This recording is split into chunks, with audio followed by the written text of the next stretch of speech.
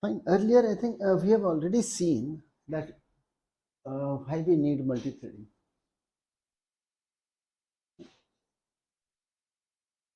Okay. Fine. For example, in this application which we have developed, right? We have let's look at the okay. We have our bank server. Okay, we created a bank server, right? Where the bank server would wait for a client to connect. Right? So it was using the accept method to wait for a client to connect. After accept method is called, right, it is then creating object of bank clerk. Fine. Because from the socket it gets an input stream and output stream, uses it to create a bank clerk, right? So that the bank clerk can read and write from the socket, and calls the run method on the bank clerk. And in the run method, yes, it is doing it's in a loop accepting commands. Okay, and that's how we had written the code earlier. Okay, fine. So now what happens in this case? Right? If while the bank server, right, is interacting with a client, right, that is, it is in the run method. Right? Within the run method, it is just nothing but an interaction. So while it has called the run method on the clerk, okay, if another client connects, see, the server socket is there, it's listening. Okay, so if some other client connects, what do? We are still busy with the first client. First connection is being serviced. So while it is servicing the first connection, we would like to have even the subsequent connections being serviced simultaneously. Okay, fine. So how do we manage this? And for that, yes, we needed multi-threading. Okay. And we understand, yes, this requires multi-threading. Okay, so begin with, yes, what is a thread? In multi-threading, if we start multi-threading, yeah. So what is a thread? Yeah. Last time also I had written a few things, and just repeat it, okay?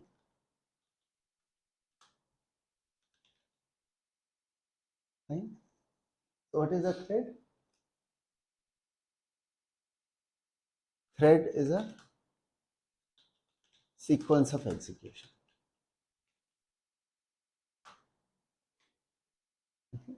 Then we understand how execution happens in Java. For execution purpose, we need a runtime stack. Okay, fine. Now, as an analogy, fine. Let me take an analogy to make it simpler. Okay, before going to that analogy, let's first also look at. Okay, so what is a thread, right? It's a thread. Okay, yeah, thread is a sequence of execution. Now, okay, fine. Also understand in Java we have a class called. So thread is also name of a class. Okay. Fine. So thread is name of a class in Java. Okay. Fine. So what's the difference between and yeah. Fine. Oh, when we are writing in capital, we understand it's name of a class. Okay. And that's the concept. Fine. When we look at thread, yes, a thread is also a concept, but of course we have a class by the same name in Java. Okay. Fine. So thread, as we said, is a sequence of execution. So when I use the term thread, okay, and if I mean the concept of thread, I will use the term as thread of execution. Okay, So when we use this, we are talking about the thread of execution and not the class called thread. Okay, class in Java is just, thread class in Java just like any other class. And we create objects of a class, so we can create objects of a thread. Okay, fine. So creating object of thread class, fine, is not same as creating a new thread of execution. It's not same, they are different. Okay, so don't think, oh, I've created an object of thread and therefore I have a thread of execution. No. Right? So the whole idea is, how do we create a new thread of execution? Okay.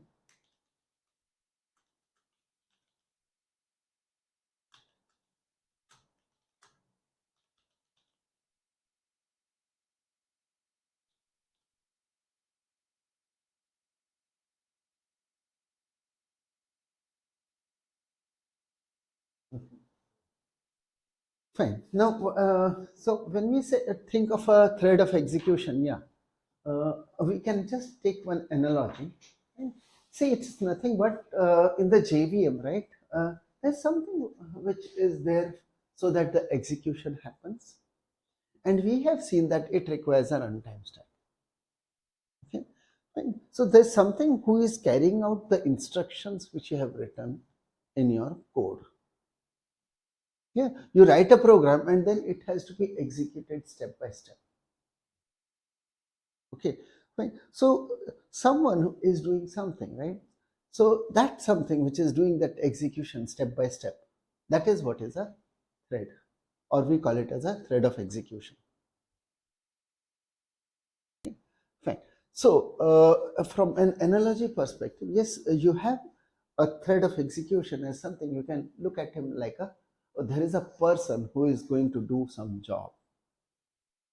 Okay, to carry out any instruction, someone has to follow those instructions. So just think, oh, in my machine I have got a person who is doing all the job for me. Okay, who follows my instructions. I have written instructions and they have to be done. So there is one person who is doing that, all that execution. Oh, do we have just one person or do we have multiple persons?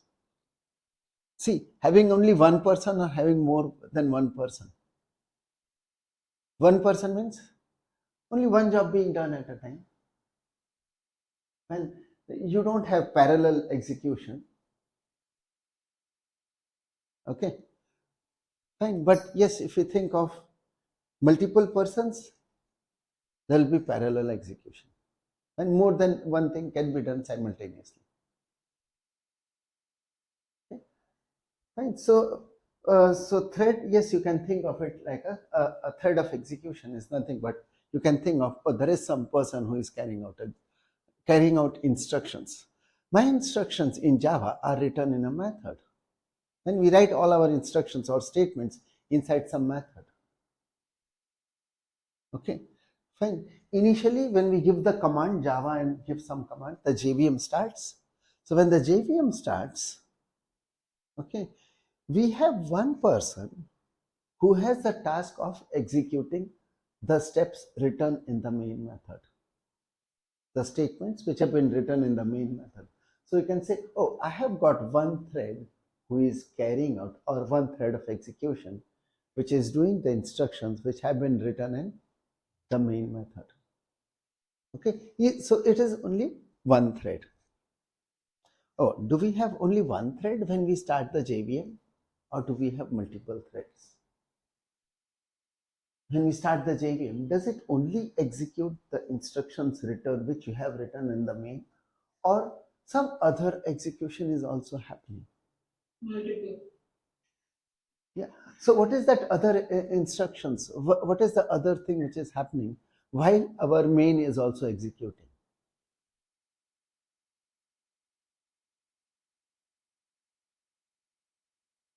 Yeah. Sir, please repeat the question. Okay. See, when we start the JVM, right?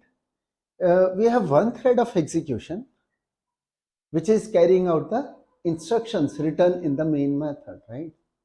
So is it only the main method which is executing when we start the JVM, or do we have some other execution also happening in the JVM while the main is executing? Yes, we have written our instructions is only about main, but is there something else also happening which we are aware of? Yeah, what is it?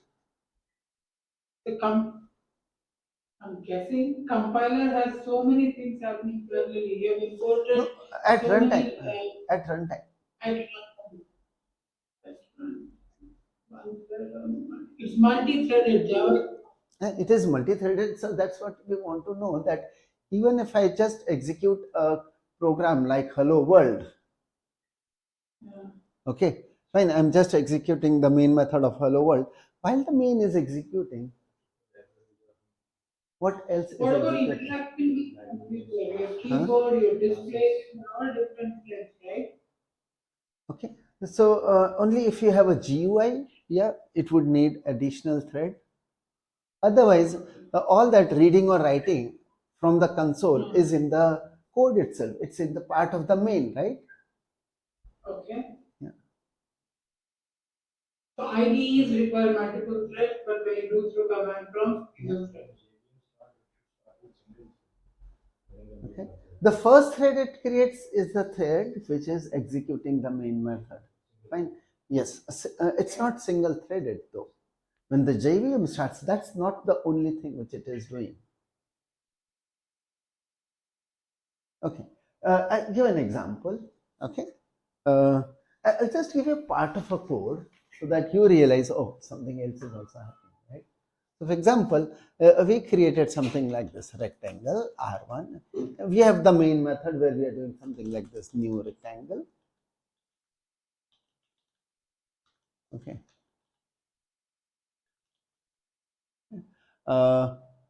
And then we might have done something like this. R2 equals new rectangle, okay? And we'll say R2 is equal to R1. Yeah. What happens when we do this? R2 is equal to R1.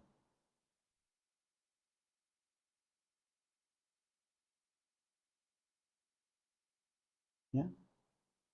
You're assigning R to the value of R1, but both are same already. No, both are not same. They are two different objects. You want to have. They're two different dimensions. Okay, you may have different values also, maybe. Yeah. Okay. So what happens when I use R2 equals R1?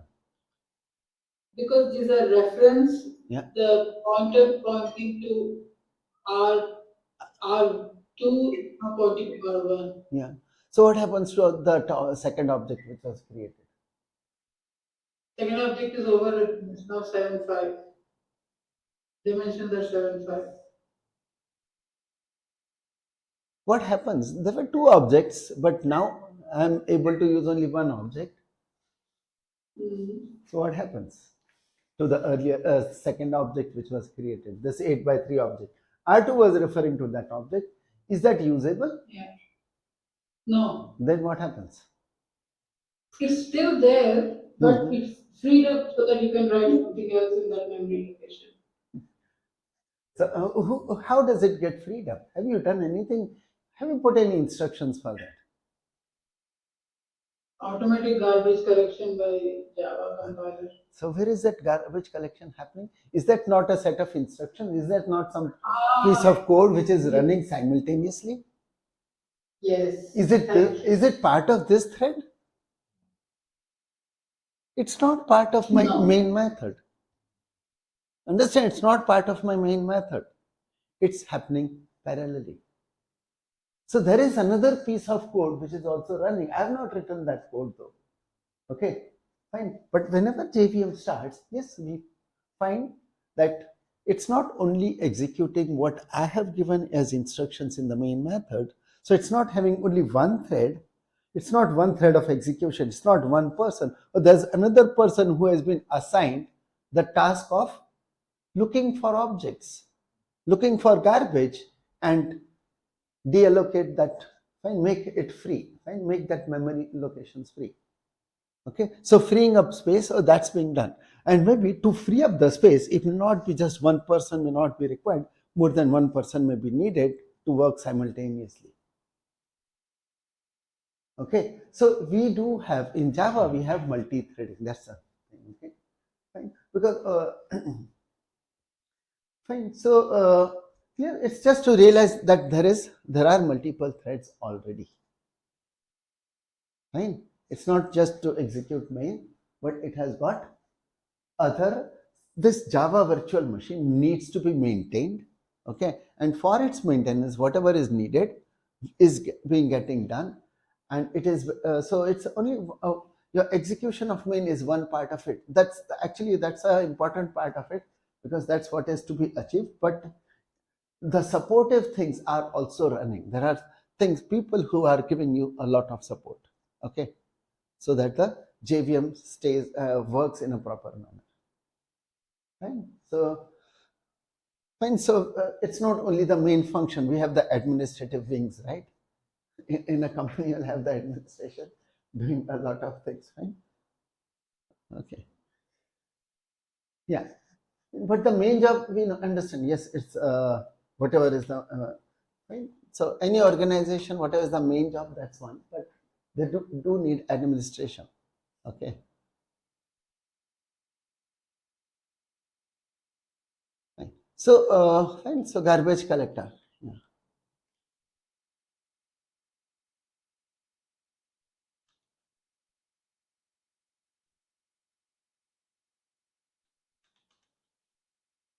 Right. So look at it as, oh, there's one. There are people to do each and every kind of a job. Okay. Right. Okay. Now let's come to this place, and okay. So the idea here is from the main method which we have written, can we create another thread of execution? Main is a thread of execution. Right? So there's one person, but he now wants to have some helper who can help him out. Okay, so he needs one. We need one more person to be there, right? Okay, so what are the instructions? How do we get a new person? Okay, look at it like this. We represent. Okay. Oops, sorry.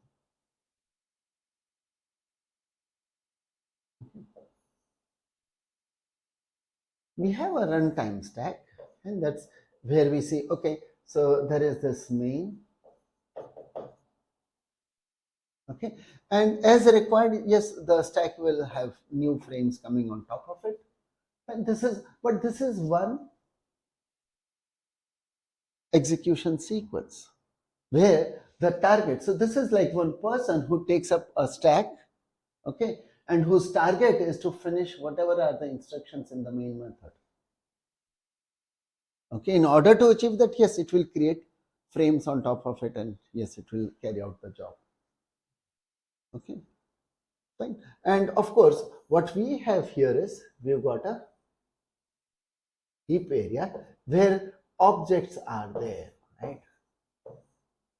Okay, lot of objects are there, right? And these objects are available or being referenced from the main method or some different from the runtime stack. These objects in the heap are available. Okay, so when we are talking of so this is actually this here, okay, a runtime stack can be looked at as a thread of execution. Okay, when we are talking of multi-threading, fine, our garbage collector, oh, that would be another thread of execution.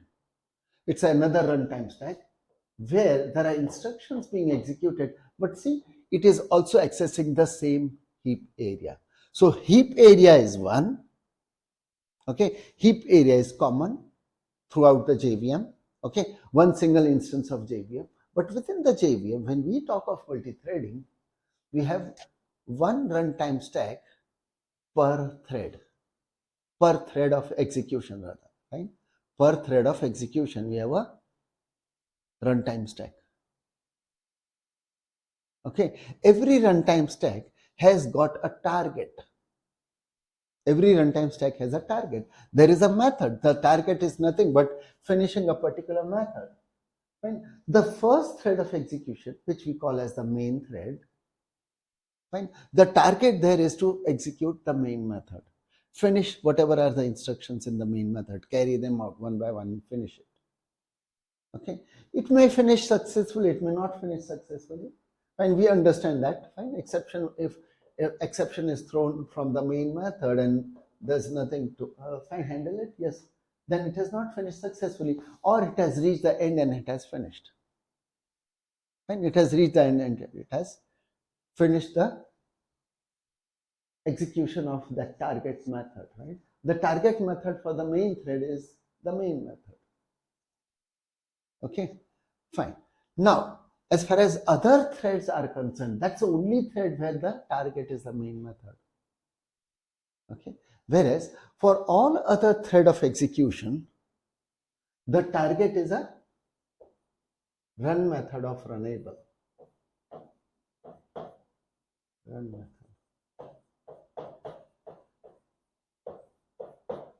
of some class which implements runnable.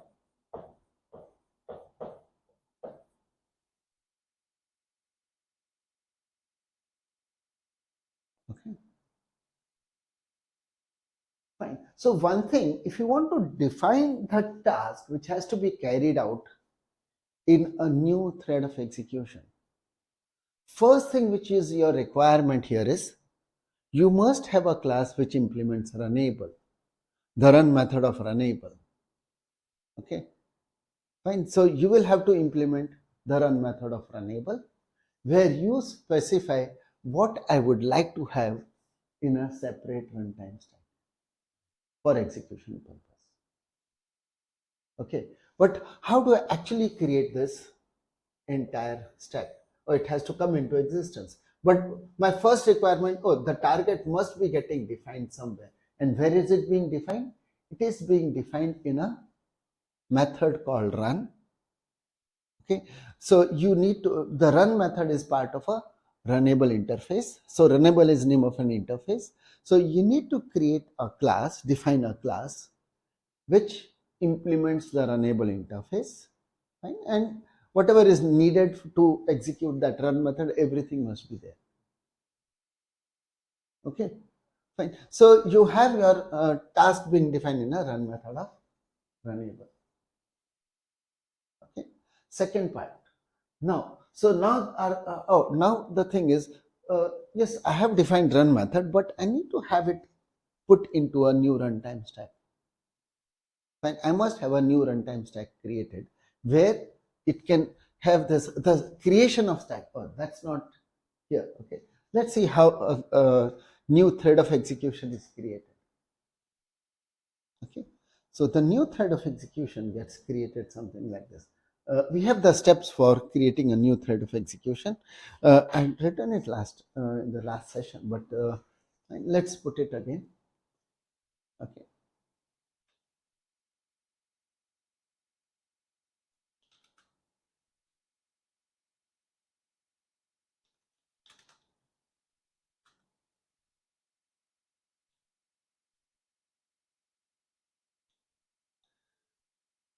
Fine. So requirement wise, we understand there must have, so it's assume we have a class which implements variable.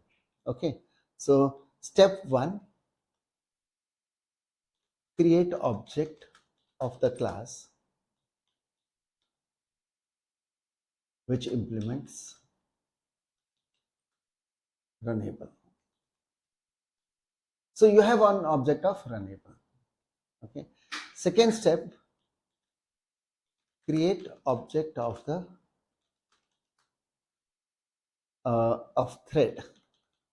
Okay. So now when I'm writing thread, it's a class called thread here. Right?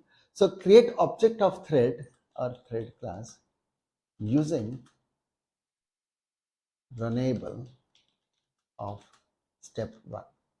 So in step one, you created a runnable object. Step two, you use it to create a thread object. So thread constructor takes runnable as a parameter. We have a constructor for thread which can take runnable as a parameter. Okay. Third step is now it is an optional step. Set up properties on the thread object.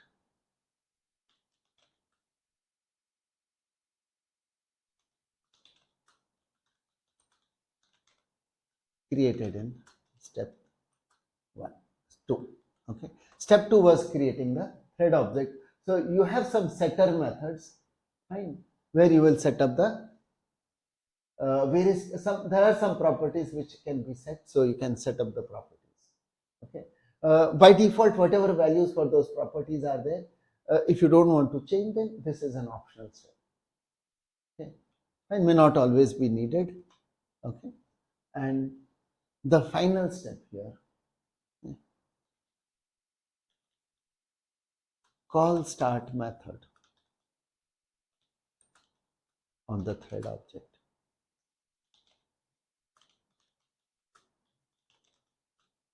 Created in step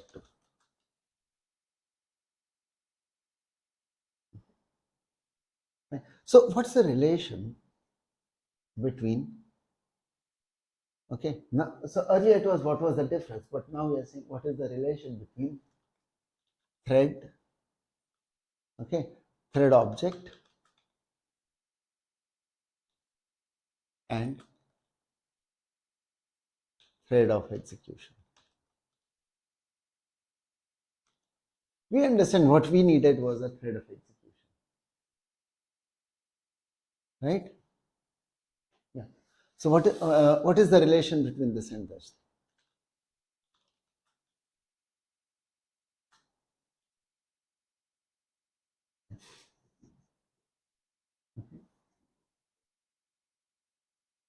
Right? You can think of something like this. Oh, we thought of a thread of execution as a person, right, who is carrying out instructions. So what is thread? Thread is like the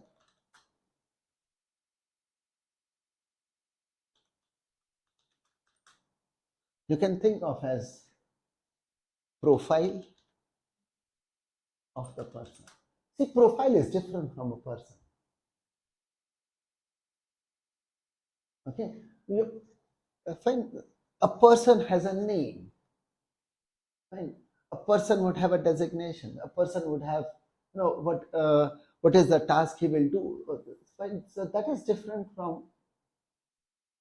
So person has to carry out a task, but yes, his name and everything, that's not part of that person, right? It's a profile which is maintained separately. Okay, let me show it like this. Corresponding to, okay, so we have a thread of execution, right? Okay, so corresponding to a thread of execution, let's say this is the thread of execution we are talking about. Okay, fine. So corresponding to this thread of execution, there has to be a thread object. If there is a stack, there is a corresponding thread object. Okay, what does it store? It stores information according to which this thread of execution is being guided. It has information about that thread of execution. Here, the two are different. Thread, when someone says thread, we are looking at the object of a class called thread. Thread of execution, that's a person. Right? So here we can store things like, oh, what is the name of that person? What is the priority? It's a information. When the data related to the thread of execution will be in an object of the type thread. So thread class has information related to a particular thread of execution. Okay. So one thing what we saw the steps.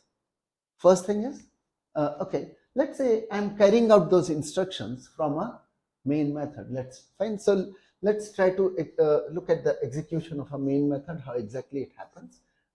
from the runtime stack point of view. Okay, so we'll do it again. Okay, fine. So here, let's say we have those steps being done in a main method. So here is a main method.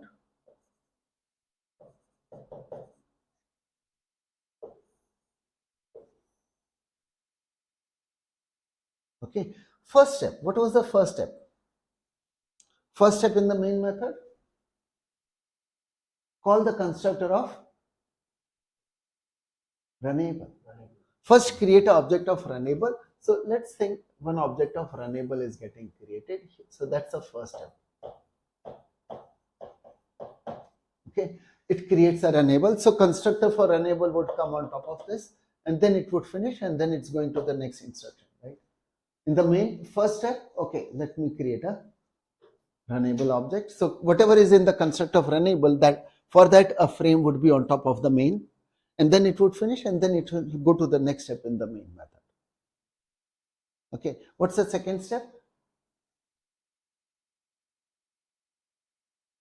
Create the object of thread, but it has to use the runnable of step 1.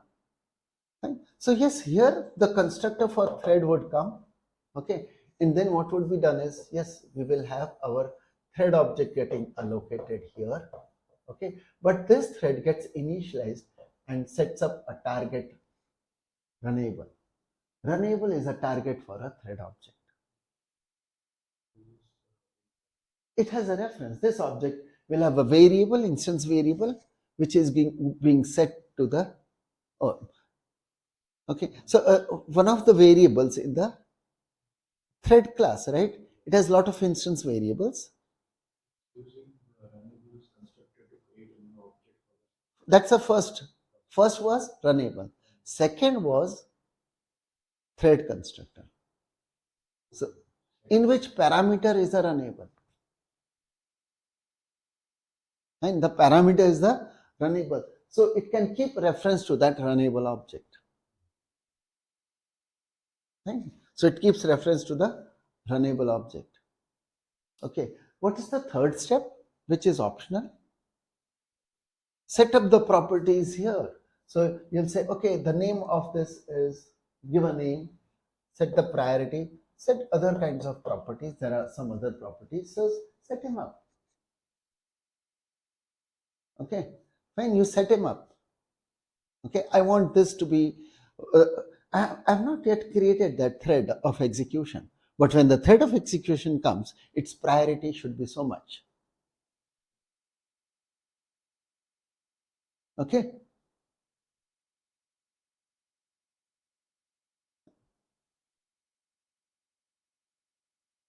Okay, fine. So it's, you know, like, okay, fine. And then what's the next step? What's the fourth step?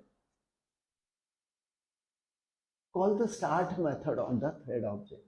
Okay, so on this object, when someone calls the start method, okay, fine. So from here, we call the start method. So, you know, when you call the start method, what would happen? The start method would come here. Okay, there is a frame created on top of the main, fine, where the start method has to be the code for, you know, the local variables for start and everything. So it's now executing the start method, whatever is the code in the start method. What the start method is doing then? The start method's job is to manage a new runtime stack. Fine. Set it up with the run method here, and that's it. The start method is over. Its only job was to create a new runtime stack. It's not calling the run method of runnable. Start does not call the run method of runnable. It creates a new separate runtime stack where the run method of runnable is available. The frame for the run method of runnable is there, and this stack would be active. And because now it's initialized, the program counter is initialized to the first instruction in the run method. And See, the main is not, the start is not calling run. Otherwise, run would have been in this here itself. Start does not call run.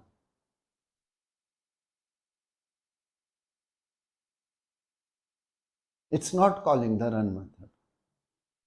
And start's job is not to call the run method. Otherwise, start would have to wait for the run method to be over before it can proceed further. Okay, now start will get over just because it has created a managed a runtime stack. Fine, start method is over. Fine. So when the start method is over, the main method is free to proceed to whatever are the instructions after the start. So it will still proceed further and do its next job. And it will do further job. Whereas same time, whatever instructions are in the run method here, they will all be getting executed simultaneously, multiple threads now. What is being shared is the heap. The objects in the heap may be shared.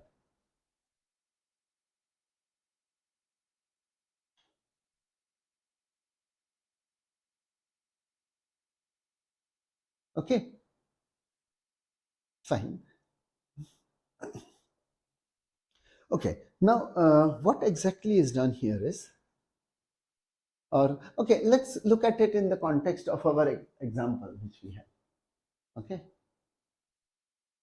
fine. We have created a class called bank clerk. It has a run method, and that bank clerk has a run method. And what is the job in that run method? Servicing one connection. Yeah. So if the bank clerk, when it is created, it is given a bank object and the input stream and the output stream.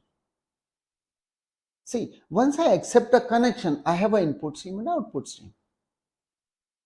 If I get a socket, okay, I get an input stream and output stream, and I can use it to create a bank clerk. And that's what we have done also. Fine. But then we call the run method on that bank clerk.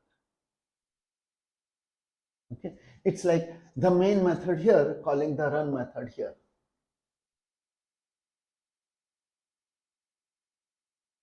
Fine. And when the run will be over, then it will proceed and go for the next connection.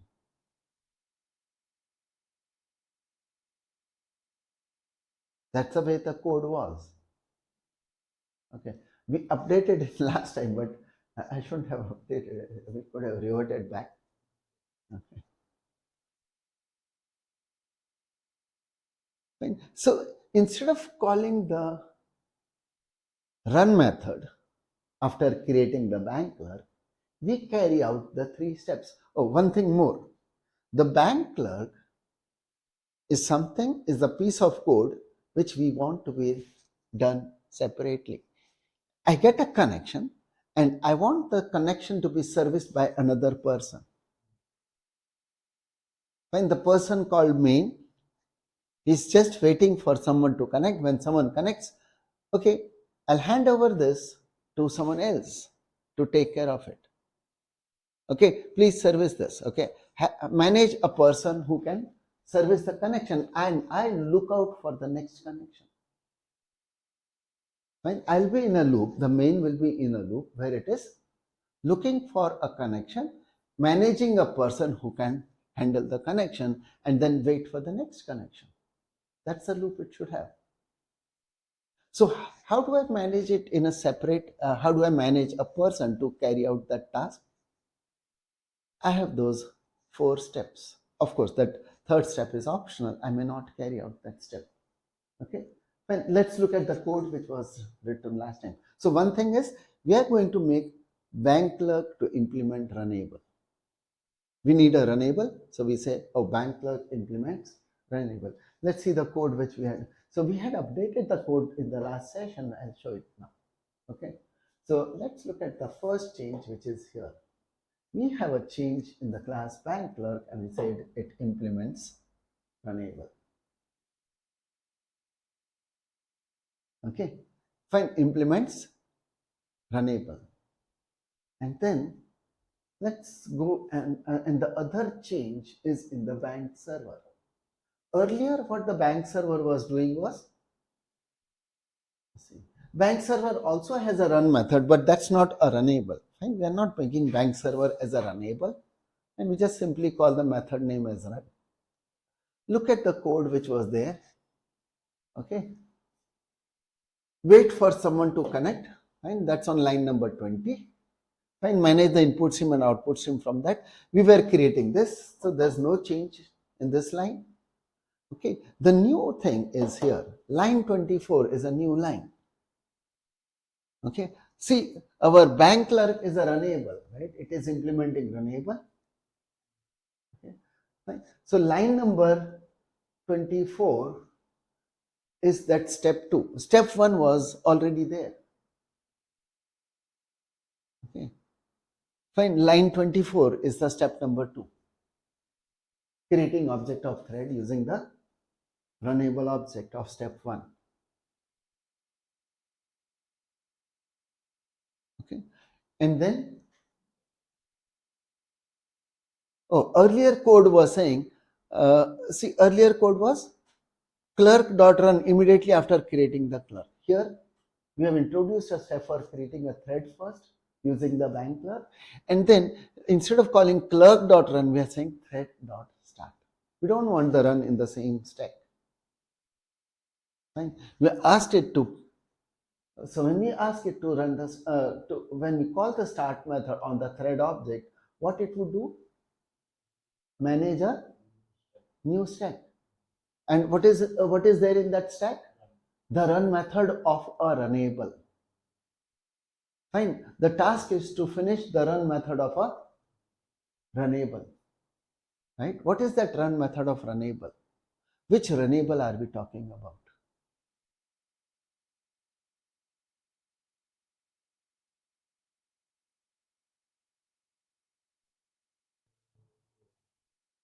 Oh, we have created a runnable. Bank clerk is our runnable. Okay, let's see what exactly is happening. The thread, the class thread is also implementing runnable.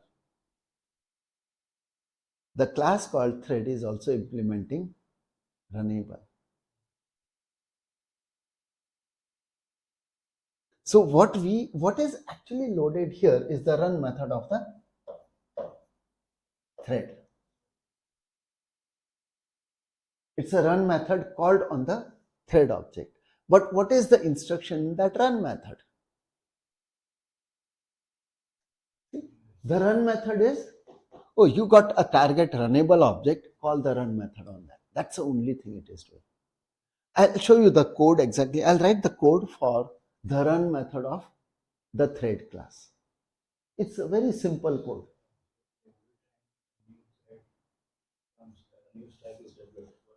Every time you call the start method, yes, new stack is created when you call the start method.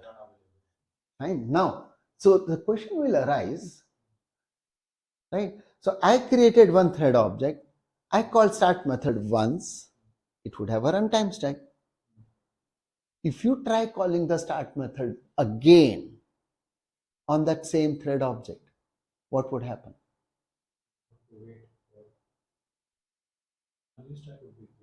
Huh? No, it won't create a new stack. It will throw an exception. I am in a state where I have already been used. One thread object, there will be only one runtime stack for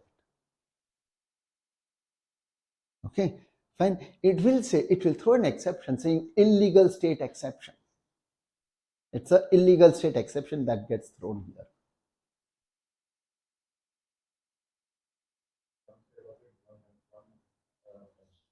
One life. Okay, fine. See, you can't have, using one profile, you can't have multiple persons. Every person has their own separate profile. Or rather than profile, I'll put it as, in Gujarati or, in Hindi we call it as Janam Patri. Janam Kundli. And it's a Kundli. Okay, fine. So yeah, that thread object is like that Kundli. Name, everything is decided here. Okay, his life depends on this. You call the start method. Yes, that's the time it starts. The life begins with the start method. Fine. With the start method, this execution has started. The person is there executing. Fine. And then there are certain things like, okay, the priority, it decides, oh, when and at what level he'll be able to work. Okay. There are certain things. So why I call it as Kundli is because if someone does certain things on change, make some changes over here, his execution is going to be affected. And you are doing something with his Kundali and he is getting affected by that. Okay. Okay. So the execution here, that person who is executing, that will get affected depending on if someone tries to do certain settings here, right? Or calls a method on that thread object. So thread object is giving you a hold to that execution sequence. One more thing, this thread object remains even if this execution is over. Yeah, it's an object, right? Like any other object, it has a piece of information. Objects are just pieces of information. Okay, so it has the information about that person. Yes, he did all this. It may not be about what he did, but yes, sufficient information which will help you to know about that person. Okay.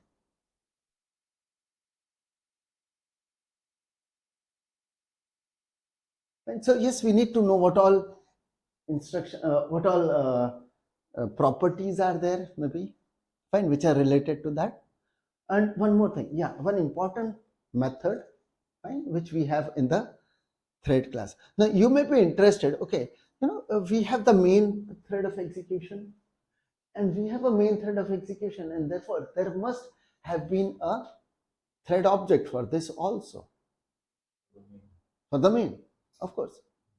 We didn't create it, but the JVM has to do it. So in the JVM, even for this, there is a thread object. There is a thread object. Okay. In that, the profile would be saying, okay, the name is main.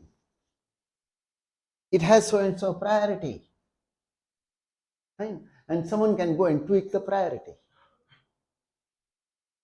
Of course, for that you need to get hold of that thread object. Who can get hold of that thread object? Yeah, that person himself. I should be able to fetch my own profile. Fine. I should be able to see my own profile, right? So that can be done by using a static method in the thread class. Okay, so in this, yes, I have a method here. Suppose fine. So from main, I can call a method, okay, a static method. So when I'm saying static method, there's no object involved. I'm not calling on some thread object by the class name, right? Fine. So if I call that static method of the thread class called currentThread, so we have a method called currentThread. Okay, so I put it in the text.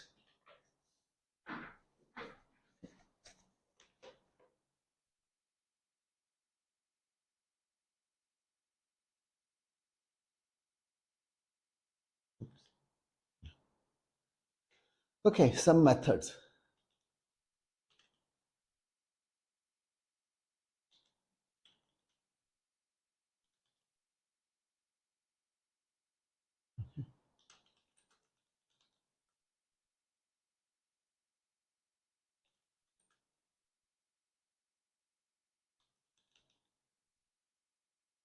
So anywhere someone writes inside any method, if you are so inside any method, right? If you are writing thread dot current thread, okay, that should give you the thread object, which is carrying out this method invocation. And so you can know your own thread object, right? And then once you have a thread object, you should be able to change your own priority also. Okay. Yeah. Okay. Now some properties. Fine. Let's look at the properties. Some of the properties and methods related to the properties of the thread.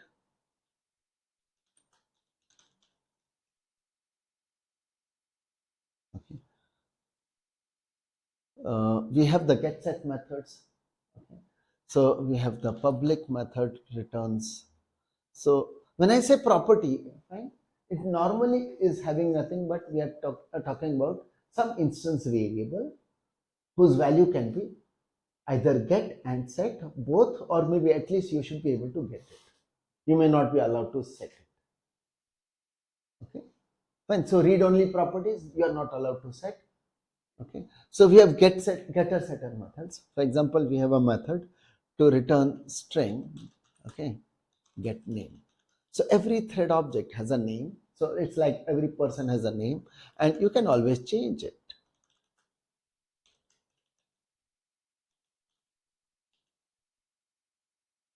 Okay. Similarly, every person has a priority. Oops.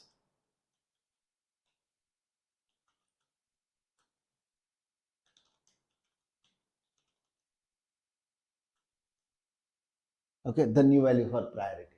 Okay, what's the range for priority?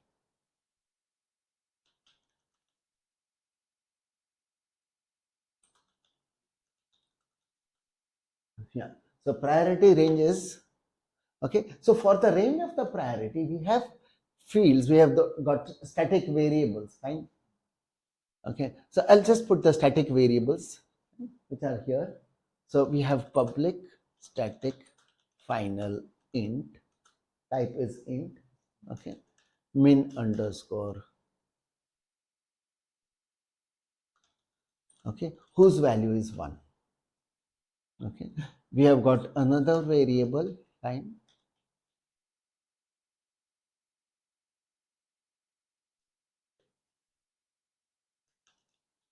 max priority, whose value is 10. Okay, we find one more variable also related to the priority, right? The name of the variable is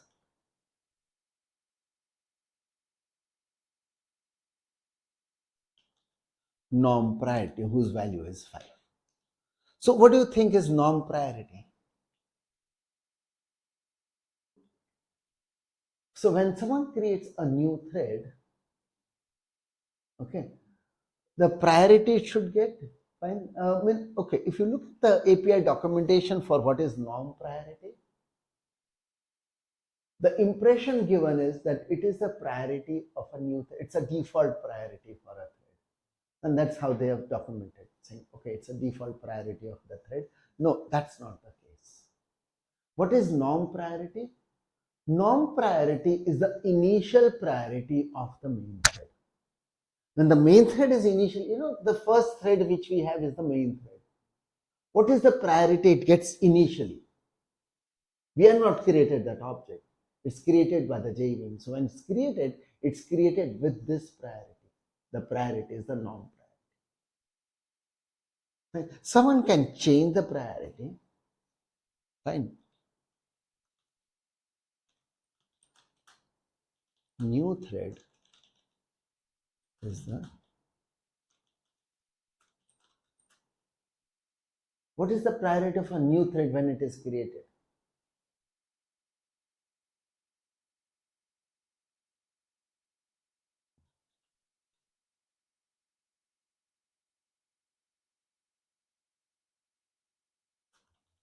Is the priority of the creator at the time of creating the thread. So at that time, what was its priority? And it depends on that.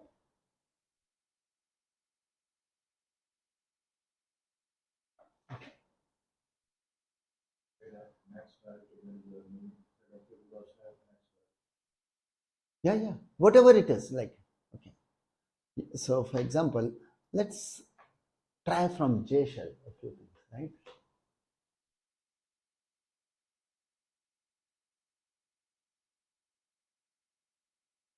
Okay. So in JShell, yes, let's see. We want to create a thread object, right?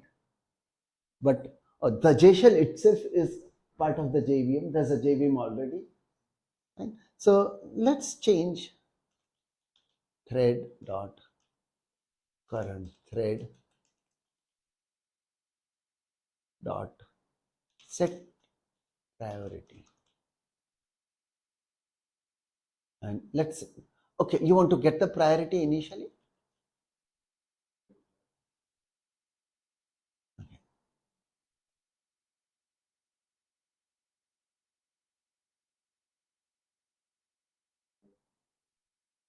Yeah, where the error is coming?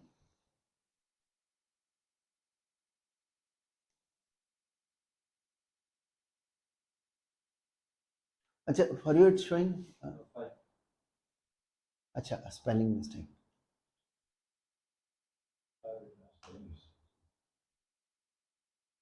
ITY. Yeah. Okay, so it has a fine. So priority shown as 5. Okay, let's change the priority then. Maybe we make it as 7.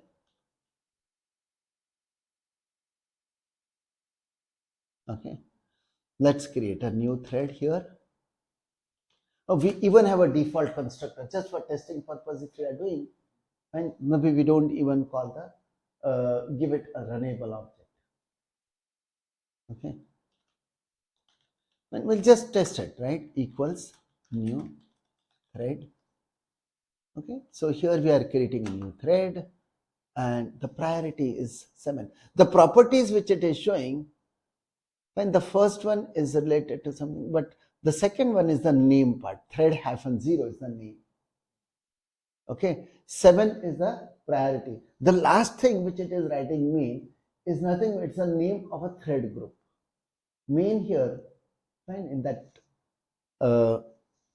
in the toString method of the thread object, right, is giving us the name of the thread group.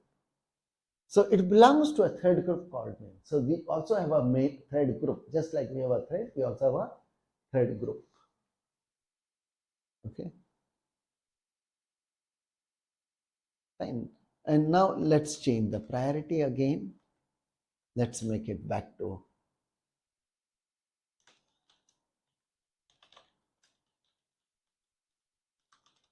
okay, let's make it non-priority. Okay, and let's create a thread 2 that's created with the priority of 5. Fine. So what is the priority of a new thread? Its name, that was thread 0, this is thread 1, and there are 2 separate threads. Okay, and what is thread.currentThread?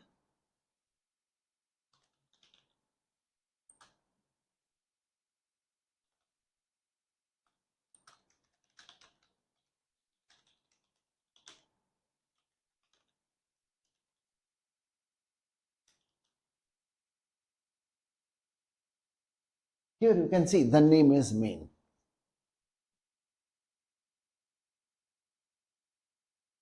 Okay, fine, main, then the priority is 5, and last one is the name of the thread group.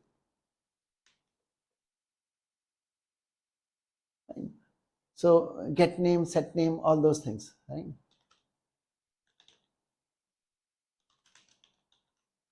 You can get name, that's right. Yeah. Let's just like that, or we can even say get thread group. So it will call the toString method of thread group here. Okay. Yeah.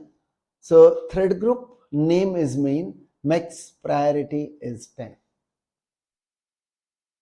Each thread group has its own max priority. We are not looking at thread group at this moment, and we'll look at it later.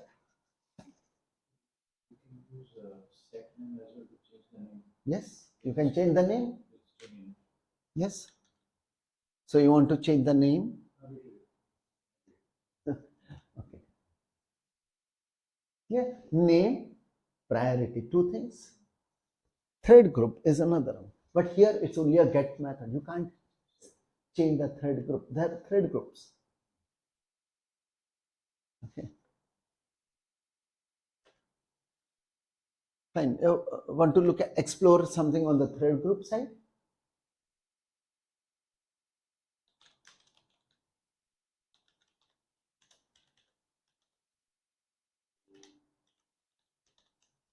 That should return another thread group. Because I have a thread group whose name is system. Let me call this get parent.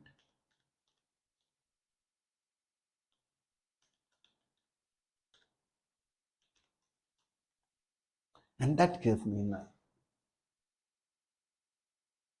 Thread group is a hierarchical structure.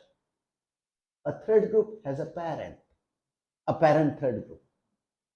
Okay, just like a directory has a parent directory.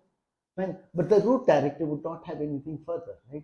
So on top is the thread group by the name system.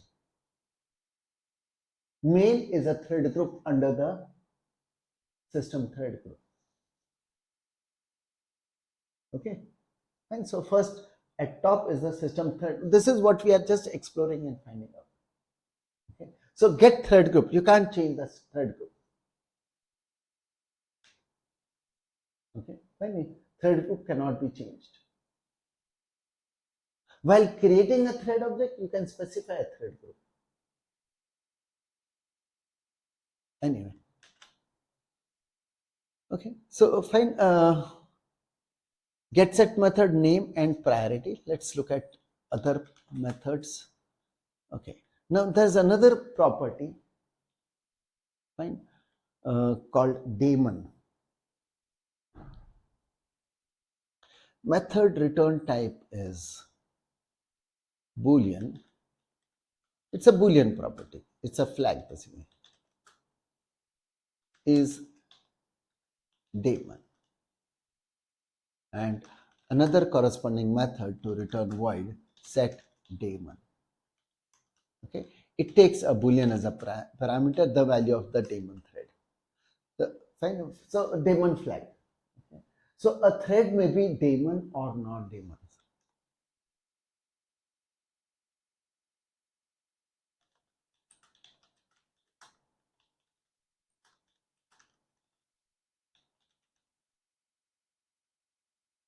Okay, maybe daemon or non-daemon. So we have two types of threads, daemon and non-daemon. Okay. Now to understand the difference between daemon and non-daemon, okay, I'll just put a statement. Okay, fine. JVM terminates as soon as all non-daemon threads have finished. Okay, that is, it does not wait for daemon threads to finish. That's how is the difference. Okay. So, initially we understand main is a thread which is created. We have a main thread being created, and there are also some other threads to maintain the JVM, like the garbage collection related things. Okay, so initially when we start, main is the only non-daemon thread. See, others are all supportive things, right? We don't need the administration if there's nothing to be done further. We're not waiting for that administrative things and everything, all that setup to, each one of them finish your task. My task is done. Whatever was required to be done with the help of this particular thread for this application, that everything is over, and main is over, and therefore just terminate. Don't wait for the garbage collection and other things to do their task. They are also running in a separate runtime stack. So we don't wait for that runtime stack to be over. We are only waiting for the main runtime stack to be over, not the other runtime stack to get over. Okay, so the difference is related to the JVM termination. So JVM does not wait for a non-daemon thread to finish. Is only waiting for non-daemon thread to finish. It does not wait for a daemon thread to finish. Okay. See, on the J shell, we should be able to see that yes, we had the we created thread 1, that is fine. We had the main thread. Did we get the main thread? Okay. We can use that thread.currentThread. Yeah, oh, we have got th, right? So we can use th dot is, that should be false. Okay. Oh, you want to see all the threads? Okay. What all threads are active currently? Yeah, all the running threads. Let's check a method first. I'll put the method name here. Now, I'm not talking about a property here. Or, okay, we can even look at one property first and then we'll look at how to fetch all the thread objects. Okay, all the active thread objects rather. Okay, so we have another method which is only a get method. Like we had only we have get method for thread group. Okay, I forgot that. So we have a method to return the thread group. Method name is getThreadGroup. Okay, and no setter method.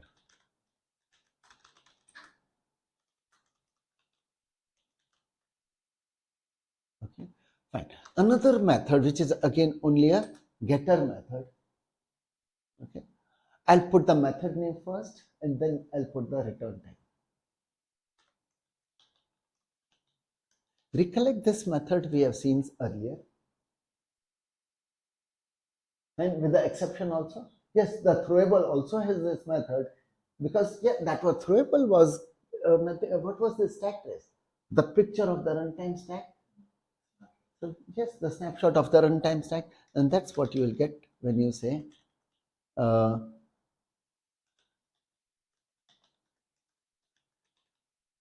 it was that array of stack trace element. It's the same thing. It's a stack, right? Corresponding to a live thread, there is a runtime stack. So the picture of the runtime stack. Yeah. At that time, what is the snapshot of that runtime stack? When you call the method. Okay. So on a thread object, yes, you may call getStackTrace.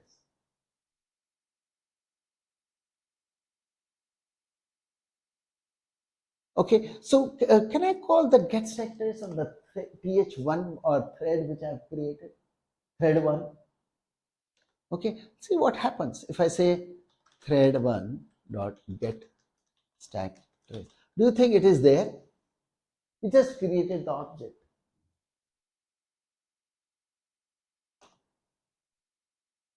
Empty. Why empty?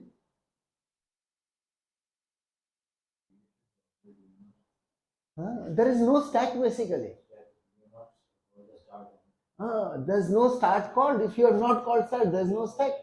There's no question of a runtime stack get stack trace. Fine, clear? Yeah. Okay. Fine. So that leads. So this is one property. Okay, and that leads us to another one. Okay. Fine. Because we just asked this question about the stack trace. Okay. There are a few methods I'll put down. Okay. And then we'll go to seeing how do we check all the threads which are available. So we have this public method called returns boolean. We have the method called isAlive. You can know whether there is a thread which is active corresponding. Do we have a runtime stack or not? Okay, fine. IsAlive is fine, but you can't say someone set alive or something like that. This is a read only thing. Okay, no setter, right? Okay. Fine. So isAlive is fine. There's another getter, okay, from which also you can know. Okay. We have the states of a thread. First, put the method name getState. Method name is getState, and what it is returning is an object of the type. It's an enum basically. We have an enum as a nested type within the thread class. So within the thread class, there is an enum called state, getState. Okay, so we can use the getState method to know the state of a thread. Okay, let's check this. Thread1.get.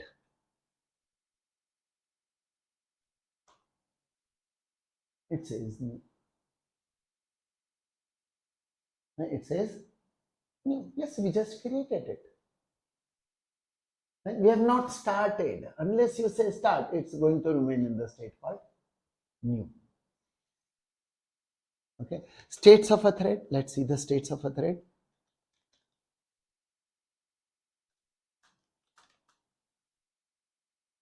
Okay, this is from the point of view of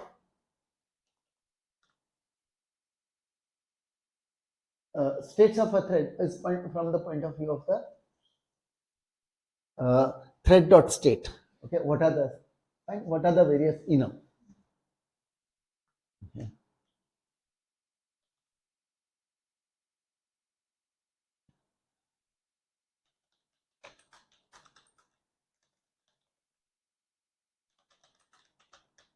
Okay, when we are looking at that, so first state initially is new. New means created. Second state is when we call the start method. Okay.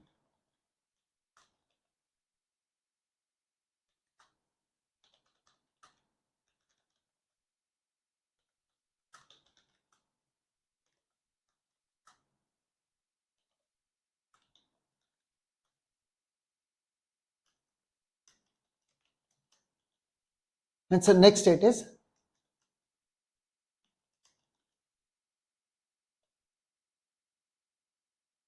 runnable. Fine.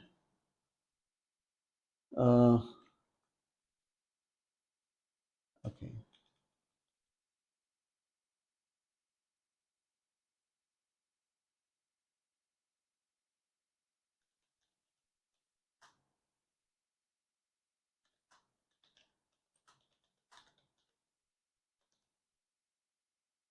Fine. Either it is executing or it is ready for execution. Okay. Fine. If there are no cores available, it is just waiting for some core to become available so that it can be executed.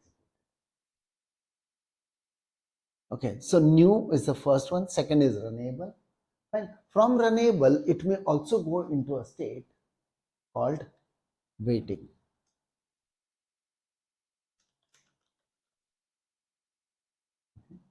I'll just list the states here: waiting and timed waiting. Okay. So normally in this, it is waiting for some event.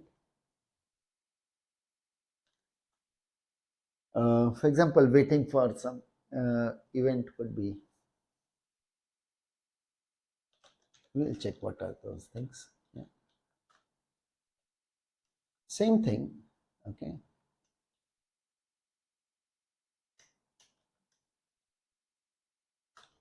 With a timeout.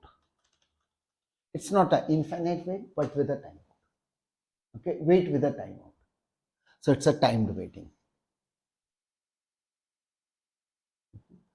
So from runnable, these are the three possible states it can go into.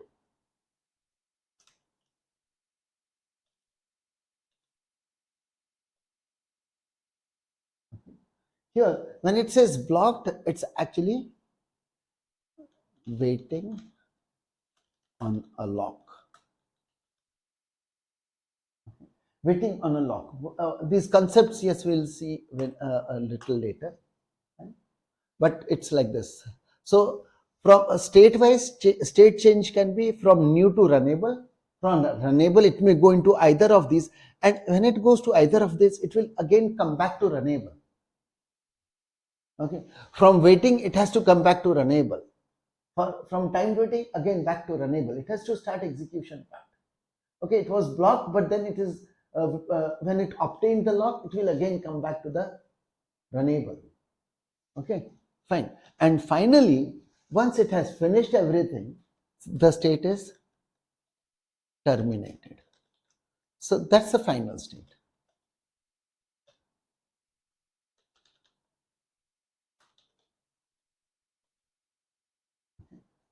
Finished execution, maybe with failure or with success. Okay, by throwing an exception or without. Fine. So six states. Okay, these are the six possible states for a thread of execution. Fine. So in the thread, yes, getState will return one of these values.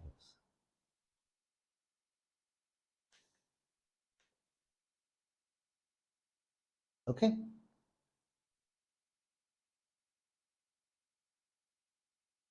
Okay. Now coming to we want to know all the threads which are there currently executing. Okay. So if you want to know the active threads, okay, so that's not a direct method, but yes, it gives us more than that. Fine. So we have a static method. So okay, so we have a static method here. So we have a public and a static method. It returns a map. It returns a map of the key is the thread here, and the value is the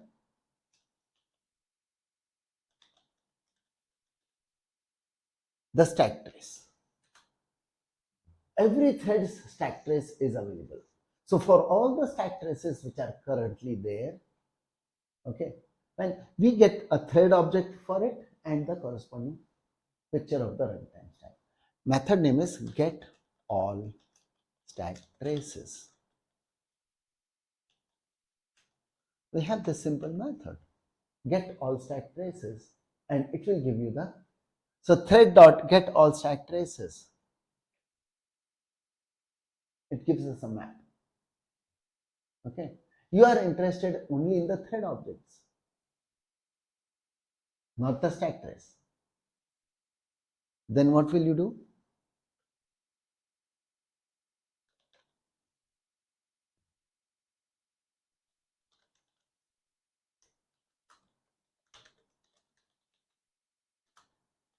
You want to know all the active threads? We'll say thread.getAllStackTraces.keyset.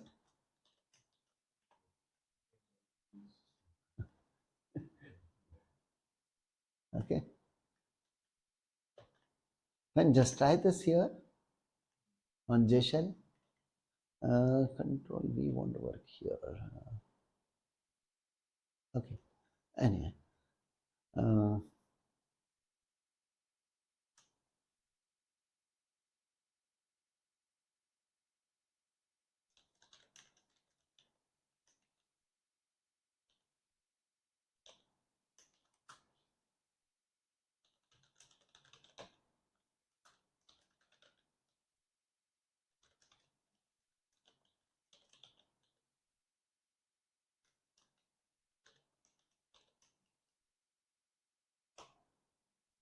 Okay, so there it is. Fine. So multiple such things. Maybe what we can do is write a for loop and see all of them. Okay, so there are multiple, but the last one you can see is the main, right? In this, so active threads dot for each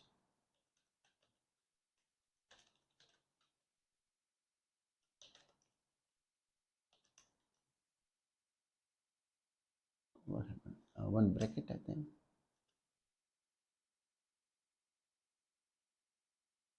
Active threads dot for each.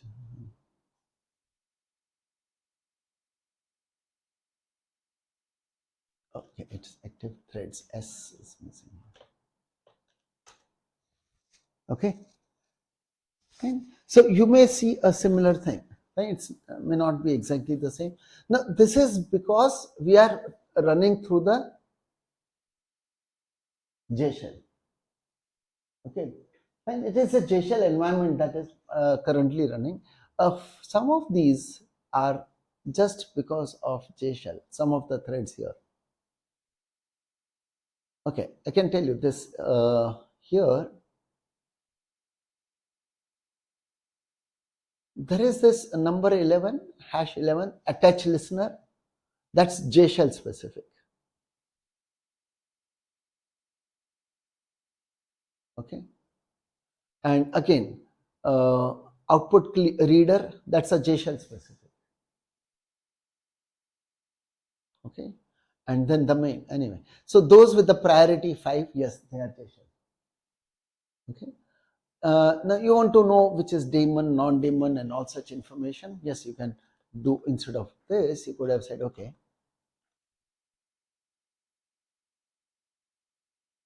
given a thread th,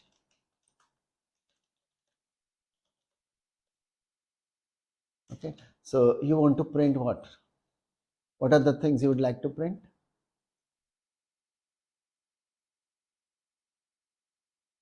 Name,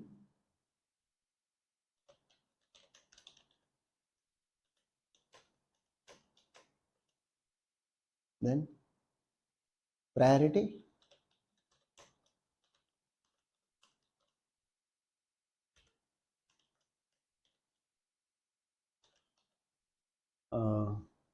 what else? Daemon. Yeah, you want to check which is the daemon thread here.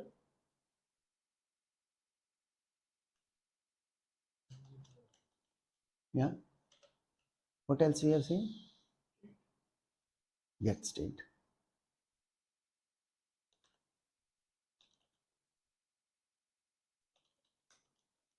Okay, and let's print this. What's happening? Comma. Okay, okay.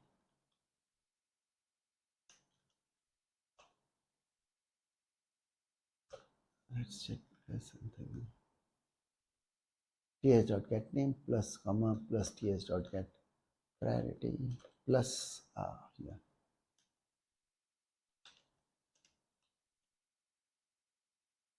Okay.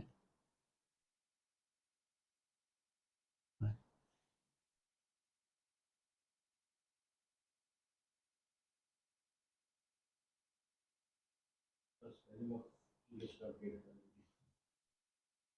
Last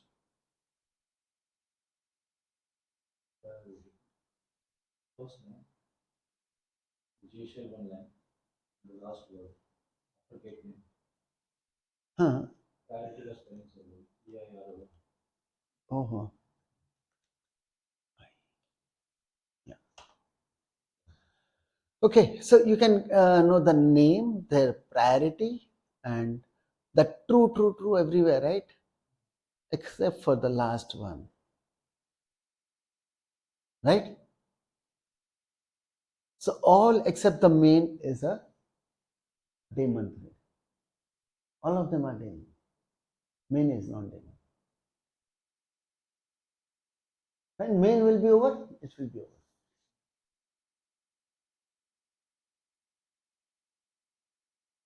There's a timed waiting, common cleaner. That's a timed waiting state. Finalizer, waiting state. Blocked state you may not find, right? And, okay, so fine, from runnable, it can go into one of those 3 states and back to runnable. And after runnable, yes, it has either, it's going to finish at some point of time, all the things. Okay, fine. We could have checked that is alive would be true for all. Only for is alive we'll get the stack.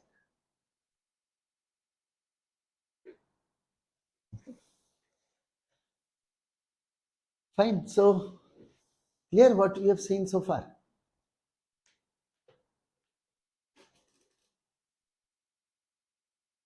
Okay. Yeah. And fine. So any questions so far? Yeah. Related to the, we just started looking at the thread class and the methods of the thread class. So any questions are there? Or okay, I think I'll show the bank server what was done now. Okay, now see what is done. Thread dot start. Yeah, and here the change in bank clerk was only one. We had to just make it runnable. Right? Right? We actually prepared everything earlier so that yes, we can use it straight away for multi-threading. We put the method name as run in the bank clerk, okay, which would do that entire loop. Okay, the constructor. So a bank clerk, yes, it needs to have the bank, and to create scanner and the print writer, we use the input stream and output stream in the constructor. So this input stream output stream comes from the socket. Okay, fine. So this was already done by us. We didn't have to do anything much, except for saying, oh, this is a runnable. Okay, and bank server, the change was, we created bank server earlier where we just said clerk is equal to new bank clerk and just said clerk.run, which I have commented out here. Okay. Fine. So instead of that, oh, we need those steps basically. How to create a new thread of execution, create an object of runnable. So that's our bank clerk, we made it runnable. And create the object of thread using runnable. That's what is the step we have introduced here at line number 24. Okay, fine. And then call the start method. Don't call the run method. Fine. The calling run would be single thread. Calling start on the thread makes it multi-threaded. Fine. Yeah. So any questions so far?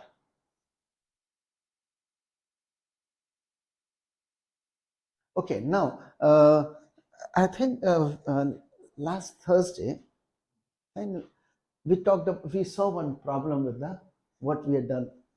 We saw that in the output, basically the output was many places it was coming to the standard output system.out.println.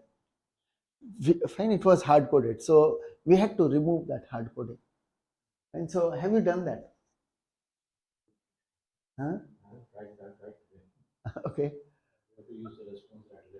Yes, I mean you need to pass it at least, but then you need to overload. Overload. Yeah, I'll show you one sample, or you'd like to try it. Okay, let's see one of them. Okay, maybe I'll do it in bank.java.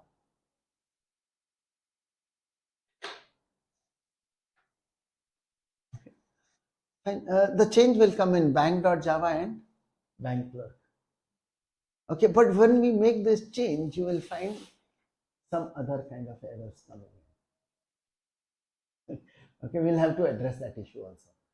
Anyway, I'll show you what that change is. Okay.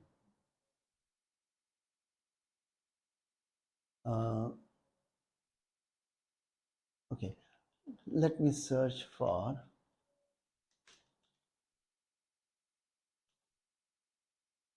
Okay, here is the system out println end of account list. Okay, the account list, yes. Okay, so we don't want to hard code. What we should do is we'll say, okay, we want it for a print writer. Let's call it out. Okay, and then we'll just make it as out.println.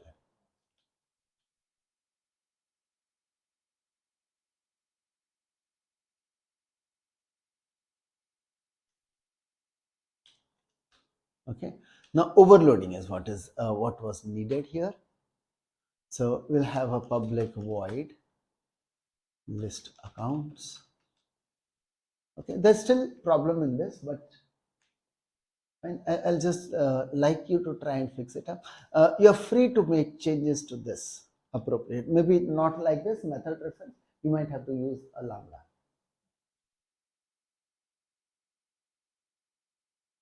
Okay, But overloading like this, we'll say, okay, let it work also for a print stream. So if he's asking for a print stream, we'll say, okay, if you've given me a print stream, I've already written it for a print writer, right? So I'll just call that only, call list accounts,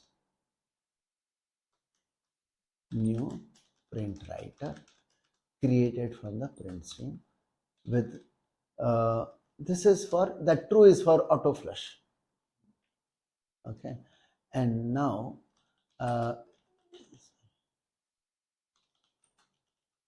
list accounts, because our old thing has to still work, right?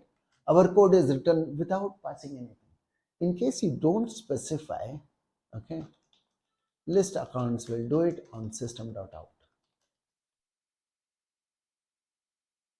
Okay, so that's a change in the bank class. So overloading of methods which involve output, any kind of an output. So the output is, we have a parameter for such methods where you can specify where you want output. Print writer or a print stream. Overload for print writer, print stream, and make provision for when it is not specified. Yes, we'll use system.out. Okay, so this change would be here. Okay, and a corresponding change in the bank clerk also, right? So in the bank clerk, the change will be at the place where we have done list accounts. Okay, the switch case. Case for list.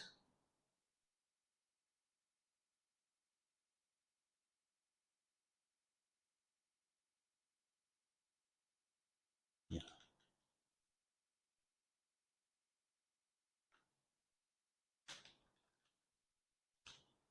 Pass the print writer. Okay, from here you will have to pass that correct print writer. So that is overloaded. List accounts now we have overloaded. Okay, so our old code would still work, so that if nothing is given, yes, it still works. And list accounts without parameters still work. Yes, it will be the standard output, the way it was working earlier. Fine. So from bank clerk, yes, I have a response writer where I want the output. Okay, so same changes, here anyway for save we don't need. And then if you look at the earlier code, we will be, so close is also fine. Yeah, because it's a response writer where the output is going already. But if we use the method called display, no, you'll have to overload and pass a parameter of response writer. One more.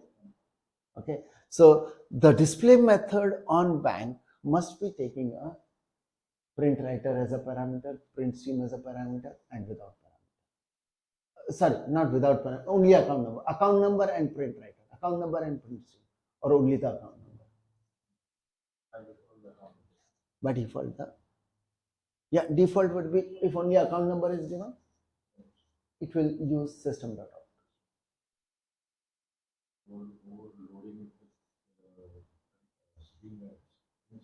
Print writer and print stream. Okay, fine. So with these changes, yes. Okay, so I've not put that change here, but understand now. For example, when you are doing on bank, you'll also have to do same thing with the account class. In account also, you have so many places where the output is there. System out println. For display method, take a print writer also. Okay, so in account and bank, you have to make these changes, and then once you make these changes and you compile and you run the code for the same bank, it's a different class definition now. What was saved, that object of bank which was saved, has a different serial version UID. You have now got a different serial version UID for your local class. The load method has to fail, and then we have to fix it. We still want to use that. We have no structural change here. Okay, but the serial version UID computed, it was left for it to compute. Which was computed is different from what we would like, from the one which was saved. We still want to retain that data and use it. Okay, so we should have our own serial version UID. How do we pick it up? Okay, anyway, that error, when the error will come, we'll be able to fix it also. And so we'll see that error when it comes and we'll fix it. But yes, tomorrow we should have tried that. Okay.